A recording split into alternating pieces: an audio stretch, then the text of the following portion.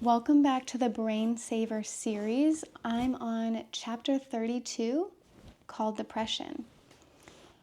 When we hear someone has depression, we often have a sense of what that means. They feel hopeless. They may feel like their existence is worthless. They may feel guilty even though they haven't committed to any crime. Nothing they do feels like an accomplishment. They may feel lost even if they're where they're supposed to be.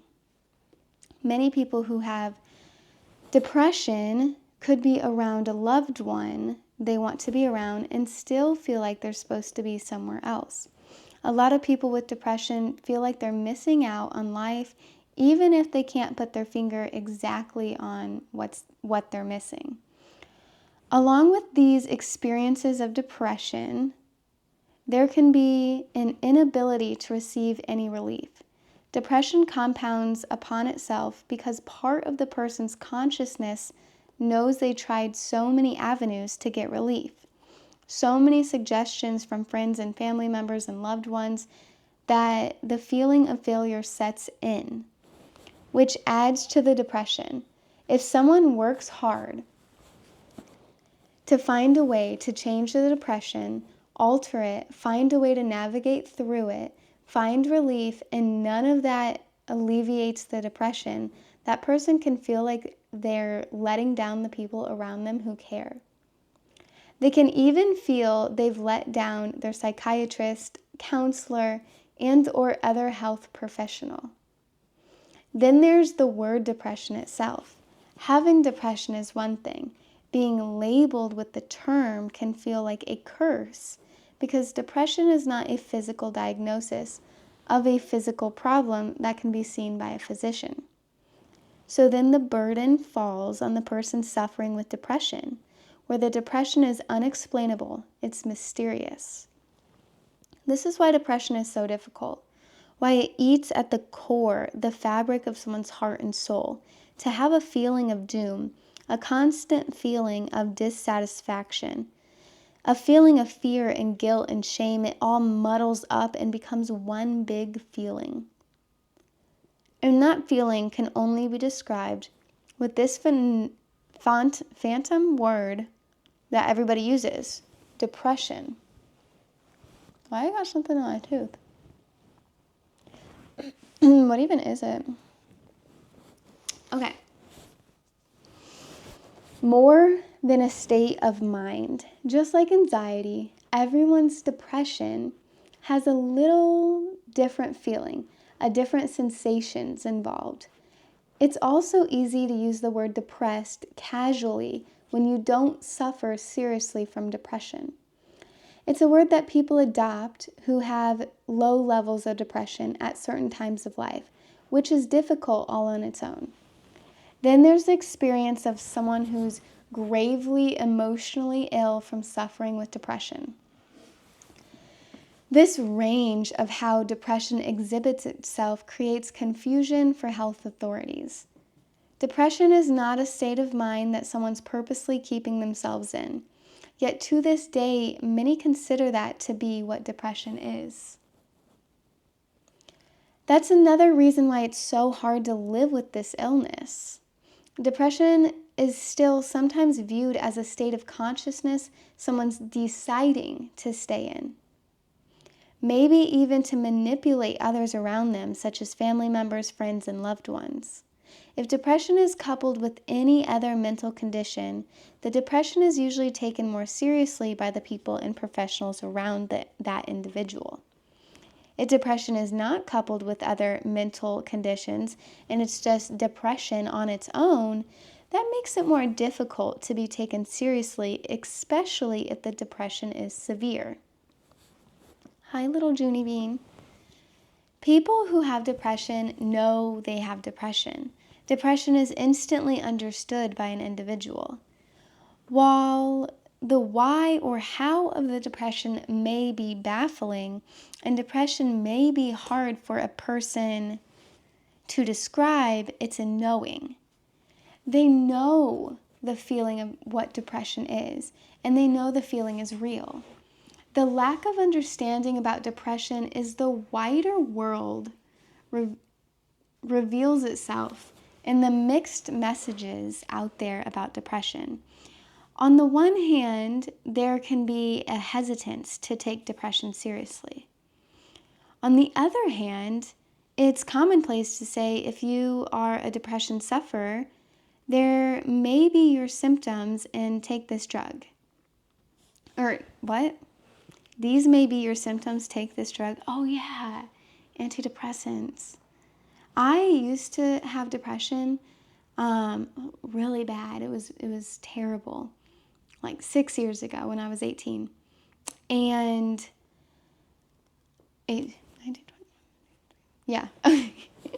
6 years ago.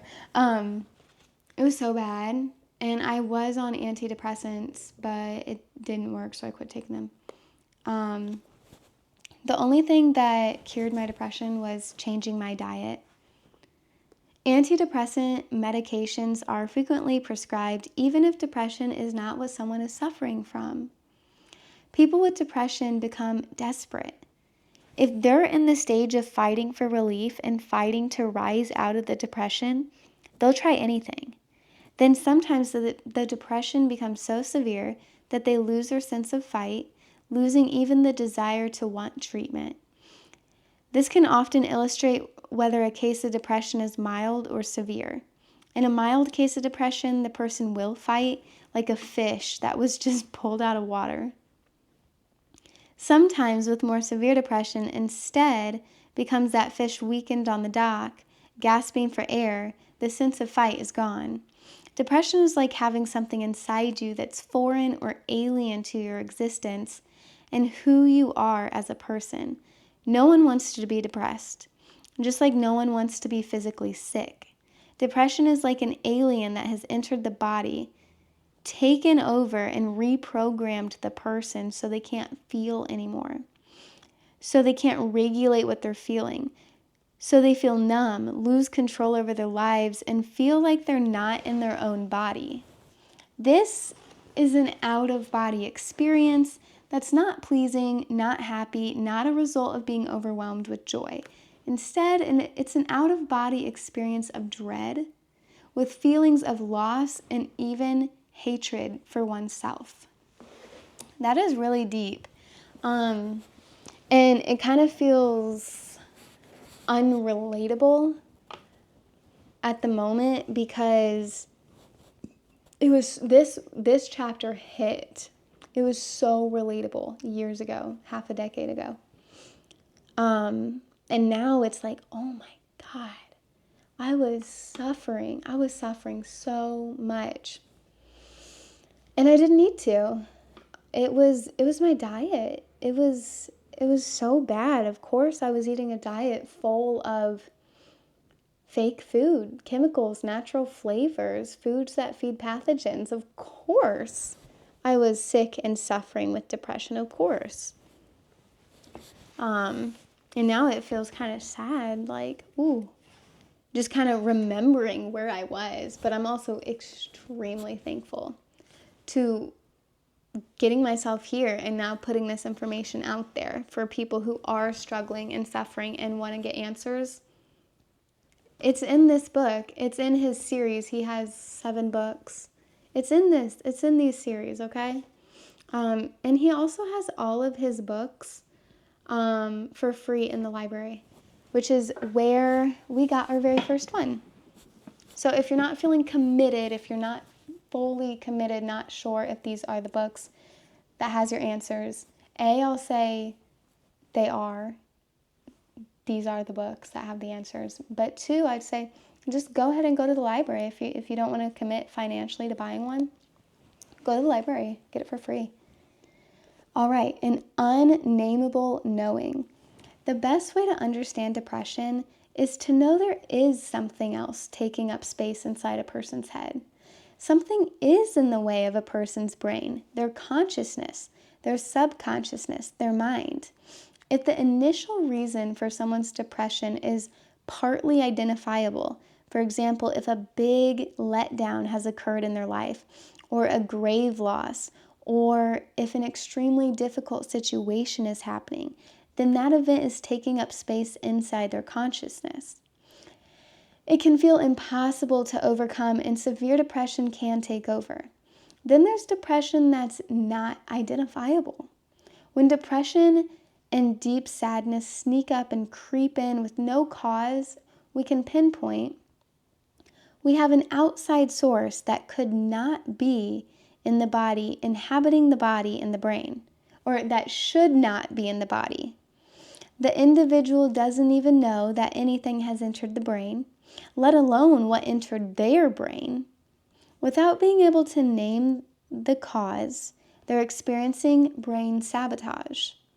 If your depression comes on right after a form of contamination or toxic exposure, and you're very aware of that contamination or exposure, so you connect the dots quickly, you'll have something to hold on to while struggling with that depression.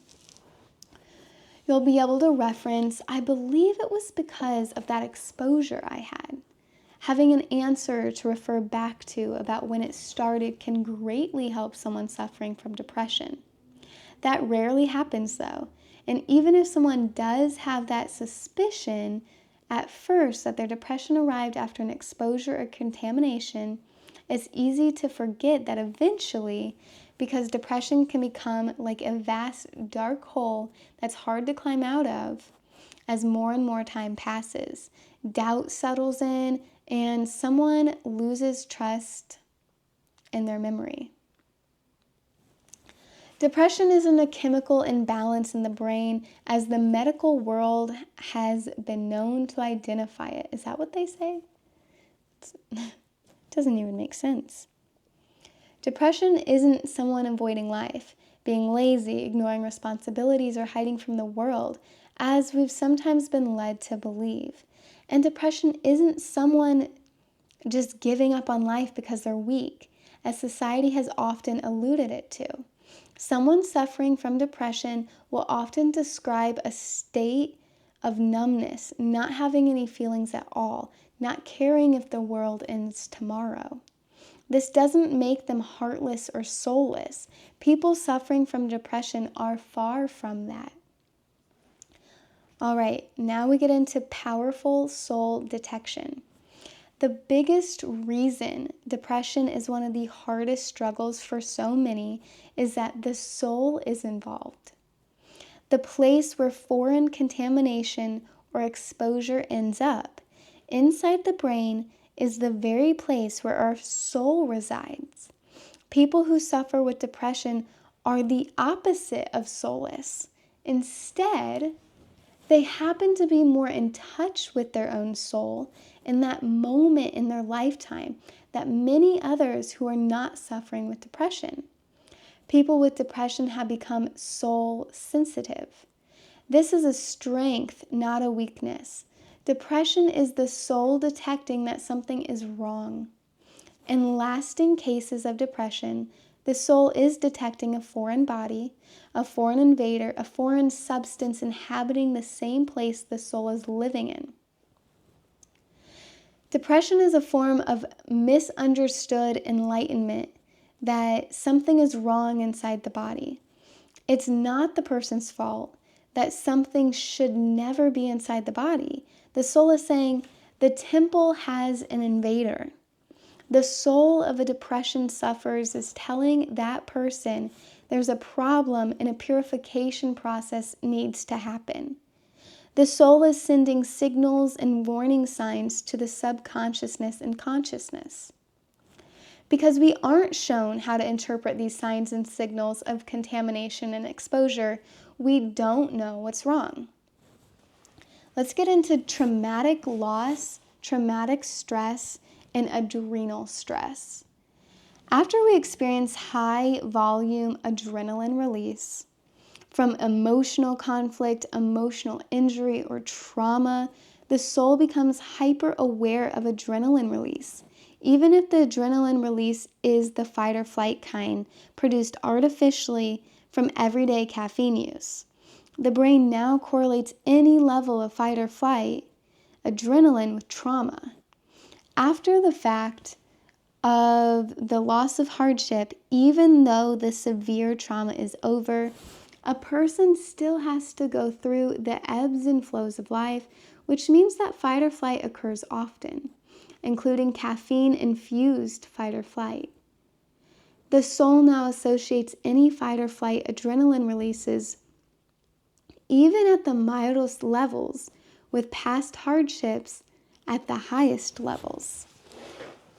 This occurs even if someone is not actively thinking about the original trauma, because the soul is connected to the subconscious.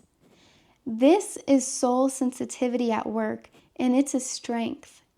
Your soul is detecting sadness from overused adrenals, and or your soul is detecting adrenaline saturation in the brain cells. That is, your soul is detecting a struggling brain that's trying to overcome constant adrenaline surges. If depression starts at the time of an emotional blow and then continues in the grave way, that serious continuation is a sign that there's another source responsible for that depression.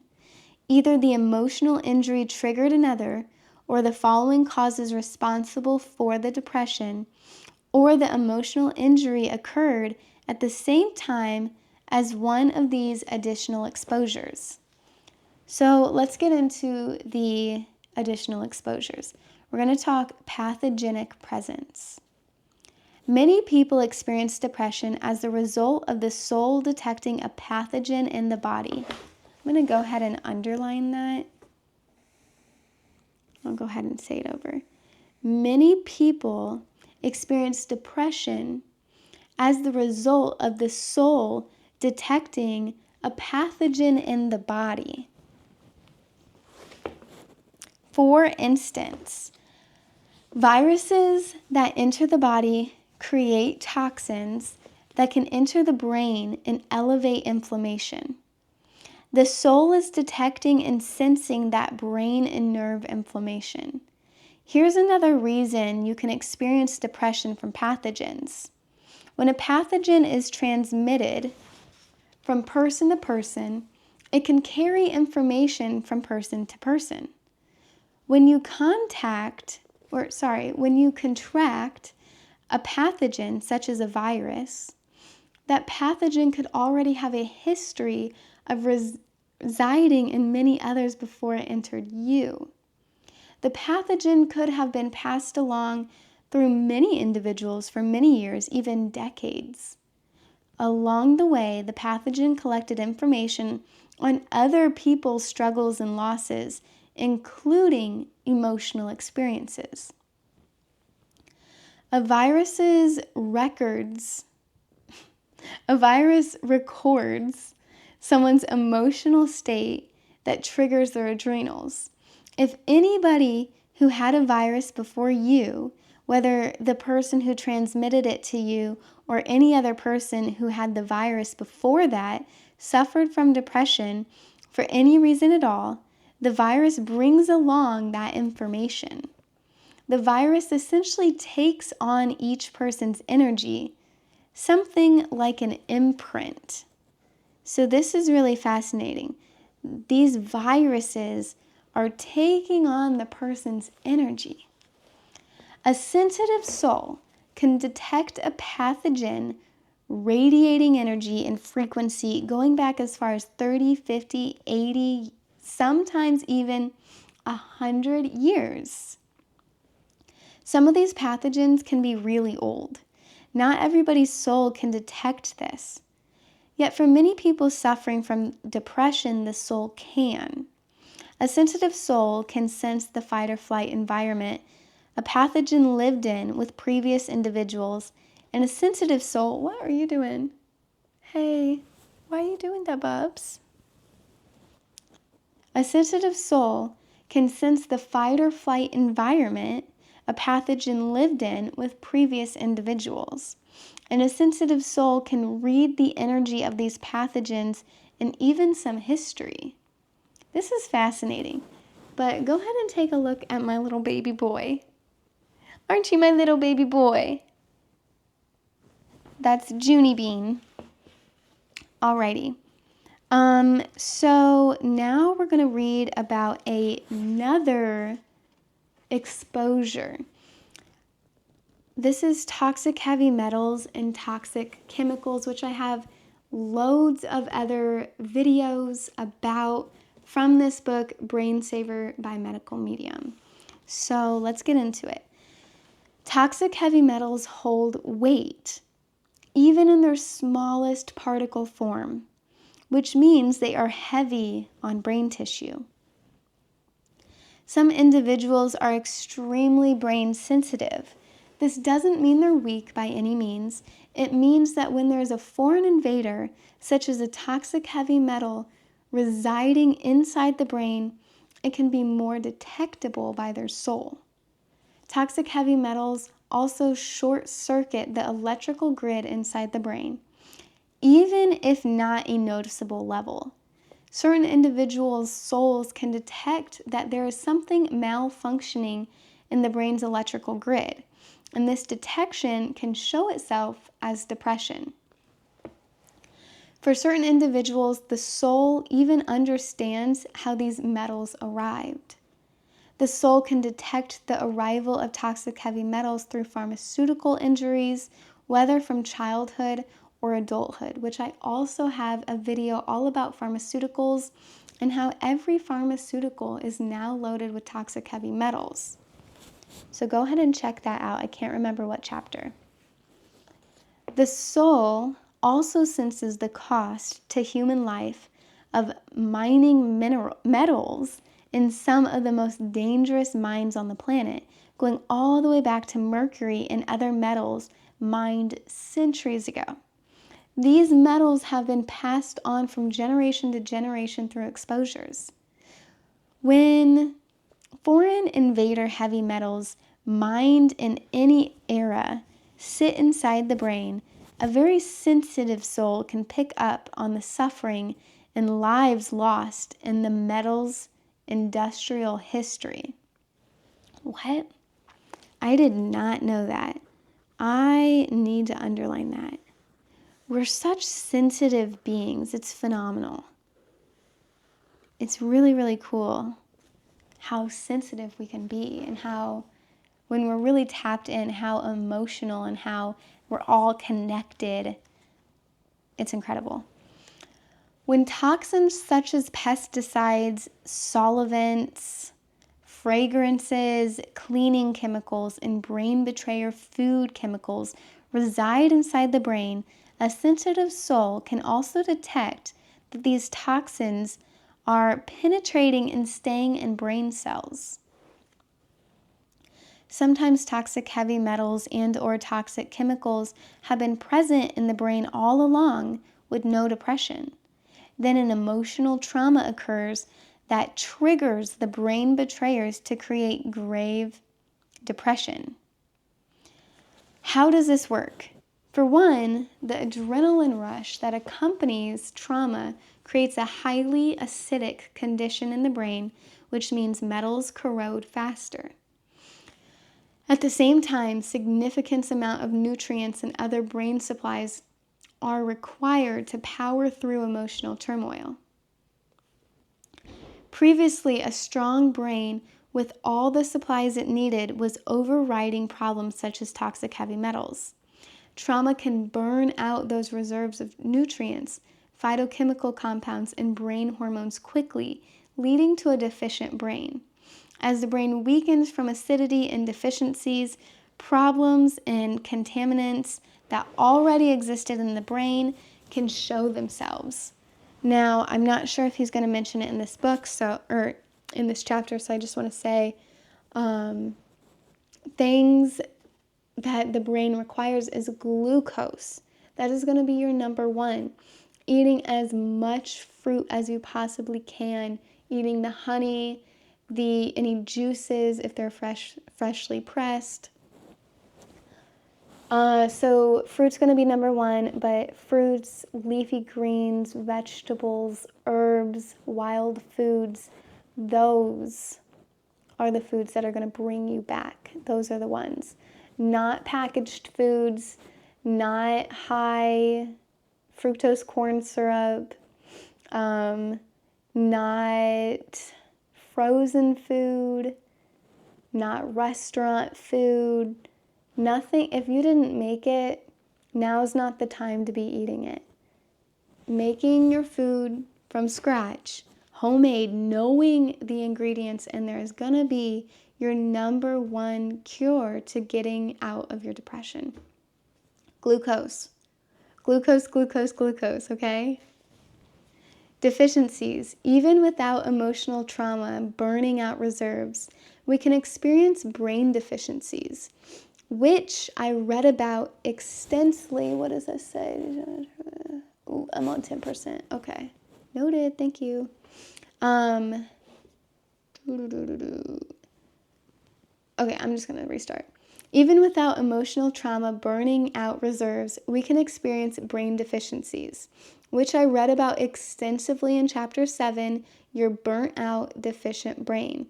People who struggle with depression often feel like they're missing something, missing out on something, missing a part of themselves. They feel emptiness and dissatisfaction. This is indeed the soul detecting something is missing in the brain. The soul is detecting deficiencies in critical brain supplies such as electrolytes. All right, last little piece of this chapter, which is great. Get your brain back. When someone is suffering from depression, especially if it's mild and they haven't lost their sense of fight, they'll often look for ways to remedy the depression by boosting their mood. They'll try to keep living their lives, supporting themselves, making themselves happy.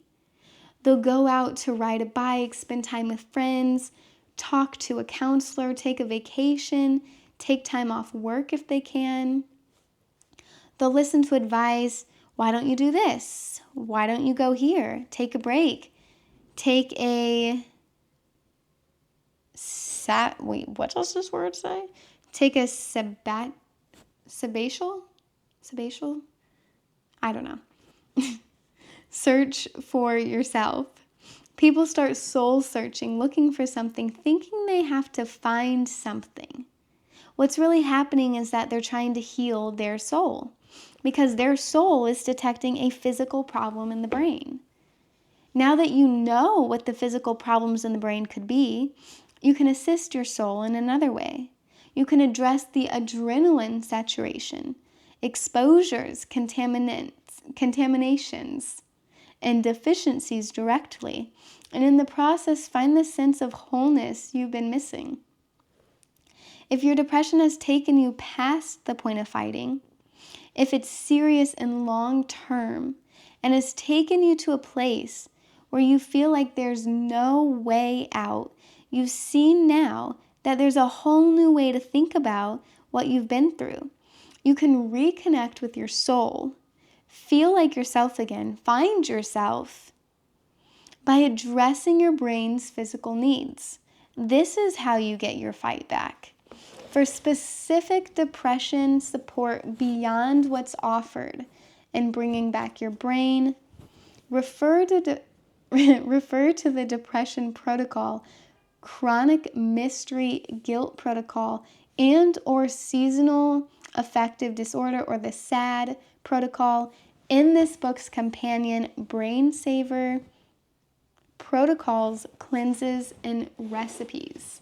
Now that concludes the end of this chapter.